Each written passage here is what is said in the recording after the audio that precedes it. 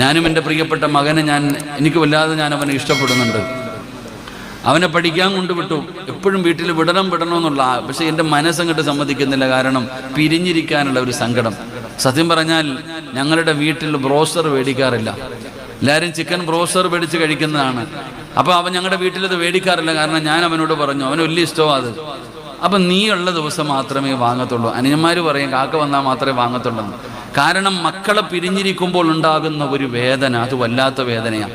സത്യം പറഞ്ഞാൽ ഹാഫിളീങ്ങളെയല്ല ആദരിക്കേണ്ടത്, ഹാഫിളീങ്ങൾക്കല്ല മൊമെൻ്റ് കൊടുക്കേണ്ടത്.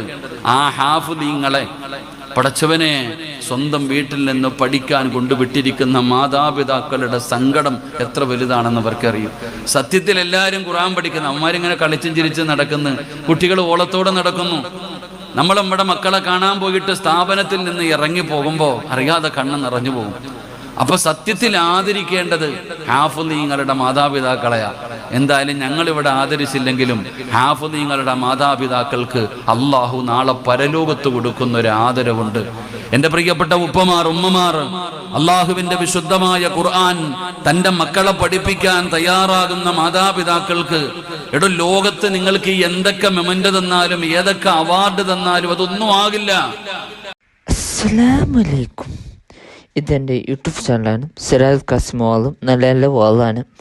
എല്ലാവരും നോക്കണം. നല്ല ബിസിൻ വാള്. പിന്നെ ഷെയർ ആക്കണം, ലൈക്ക് കൊണ്ട് ഒത്തണം, പിന്നെ ബെല്ലൈക്കൺ ഒത്തണം. പിന്നെ എല്ലാവരും വലിയ വീഡിയോസ് എല്ലാം നോക്കണം പ്ലീസ്. നിങ്ങൾ സപ്പോർട്ട് മെയിനായിട്ട് വേണ്ടത്. പിന്നെ നിങ്ങൾ എല്ലാവരും ഷെയർ ആക്കണം, മാക്സിമം ഷെയർ ആക്കണം, മാക്സിമം.